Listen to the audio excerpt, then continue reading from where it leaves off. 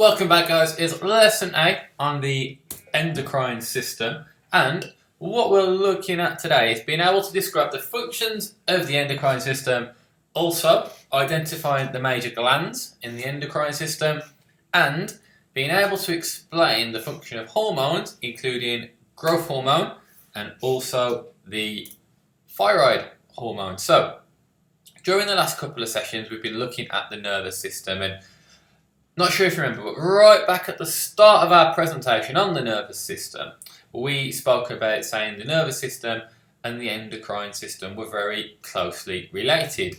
But just to reaffirm that, and just so you know, and the question here is, what are the differences between them? So, both of them send messages around the body. However, the nervous system, which we've just been looking at, uses the electronic pulses, all right? And that's the way it sends its messages around the body through the neurons, through electronic pulses. Endocrine system is different, and it sends its message through essentially chemical messages and through the release of different hormones into the body.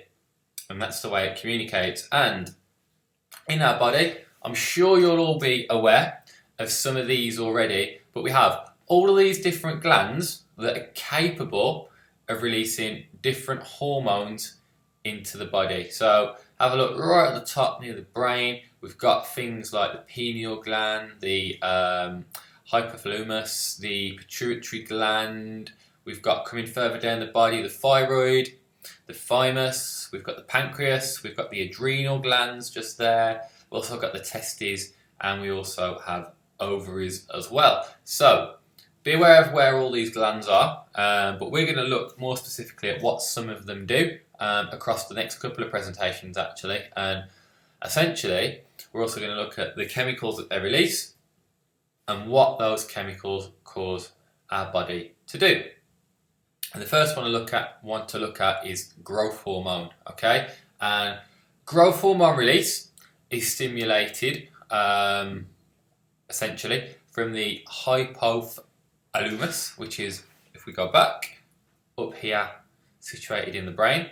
That's where growth hormone comes from, and secreted from the anterior pituitary gland. Alright, so it's stimulated from the hypothalamus, and the actual chemical itself is secreted from the anterior pituitary gland. Its primary function is to stimulate growth in children and adolescents, and as we get older we start to produce less growth hormone, okay? That's how it works. When we're younger it's released quite a lot to help us and to tell our bodies that we need to grow, we need to get bigger and we need to get stronger, but as we get older, release of that hormone begins to slow down. Its production peaks every 3 to 5 hours. We'll have a peak in production of growth hormone, and it's triggered by when we go to sleep. So that's why it's important for children to get lots of rest, because various reasons, but one of them being when they go to sleep, that's when growth hormone is going to be secreted more, and you know, the more rest you get, the more growth hormone will be secreted, the bigger and stronger. There's a lot of factors in that, but in theory, the bigger and stronger you'll grow, the more rest you get. Can also be triggered by stress or by having particularly low blood glucose. And when we look at the role of human growth hormone with adults, it plays an important role in post-exercise recovery. So, if you imagine you've got a client or even a runner or someone who's doing a lot of intense physical activity, they're going to need this growth hormone to help them recover, to help them to grow back stronger, and to see the benefits of their training. And leading on from this, what we find is that growth hormone can be used as a drug, and in particularly in sort of bodybuilding, power type sports, you'll find that growth hormone has been, not for me to speculate, but could definitely be used as a drug or a way of increasing sports performance. And if you are taking it as a drug, or if you're aware of someone is, or just so you know the effects, you could be having nerve damage, muscle damage, joint pain, there's an increased risk of diabetes, even cancer, and cardiovascular disease. But that's the role of growth hormone, and that's where it comes from. We also have thyroid hormones. So we have thyroxine, which is a prohormone produced and secreted by the thyroid gland and converted to its active form, which is triiodopherine, and that's in organs such as the liver and kidneys. And there's a smaller amount of the body's triiodopherine is secreted directly from the thyroid gland. So, just to recap on that one, all right? Thyroxine is the prohormone, and it's produced and secreted by the thyroid gland and converted into its active form, triiodopherine, in organs such as the liver and kidneys. And there's a small amount is secreted directly from the thyroid gland. So small amount comes from the thyroid gland. The rest is secreted as thyroxine, and it's converted in the liver and kidneys into its form, where it can be used by the body. And the primary role of thyroid hormones is to regulate metabolic rate. So by now you should all know what we mean by metabolism, and this hormone regulates our metabolism. You've probably heard someone say that they've got an inactive thyroid or an overactive thyroid. Inactive, that's when we're not releasing enough, and we could potentially get people who are overweight or obese because there's not enough thyroxine in the body. However, you could also get the opposite to that as well. Other functions, things like brain development, muscle control, digestion, and also bone maintenance. And a diet supplying sufficient iodine is necessary for adequate thyroid hormone production. So, doctors may prescribe iodine tablets, or you could look as a PT as recommending an increased amount of iodine in the diet. And then we also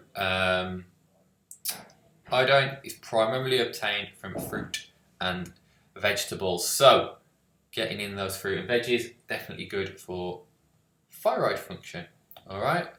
We also have something called hyperthyroidism, brackets, Graves' disease. This can lead to something called thyrotoxicis, with symptoms relevant to exercise safety, including weight loss, heat intolerance, palpitations, arrhythmia, tiredness, and tremor. And hypothyroidism can result from an autoimmune attack. And symptoms of it are things like getting tired really easily, getting cold all the time, gaining weight easily, getting depressed, muscle stiffness, and really what we're looking at there is quite a range of real complex issues, to be honest. And that would be something that I'd suggest that you need a doctor to support you with. If you suspect that someone has got hyperthyroidism, so, hyper meaning overactive, it probably is something that a doctor's going to have to look at. You may be able to describe it as a PT. You may, you could have an awareness of it that you're going to take into account when you do your programming, but it's not for us to try and solve that problem for the client. Okay, we also have parathyroid hormone, and this is secreted from the 4 parathyroid glands at the back of the thyroid gland. And its primary function is to regulate calcium levels in the blood. And there you go, there's a diagram there of the parathyroid glands. You can see there are 1, 2, 3, and 4. Typically, it increases calcium levels by acting on the kidneys, bones, and intestine. It's released with changing blood calcium and magnesium levels. Diets chronically low in calcium can increase osteoporosis risk. So we already know that from when we looked at the bones. But this gland here, okay, this thyroid gland, will make sure that we are regulating, that we have enough calcium in our blood. So let's hope it's a quick, real blast through those. we looked at growth hormone, we've looked at the thyroid hormones as well. So go back, revise those, make sure you know what they are, and you'll be all set for the exam at level 3. Got another presentation next on the rest of the endocrine system, so hopefully I'll see you there.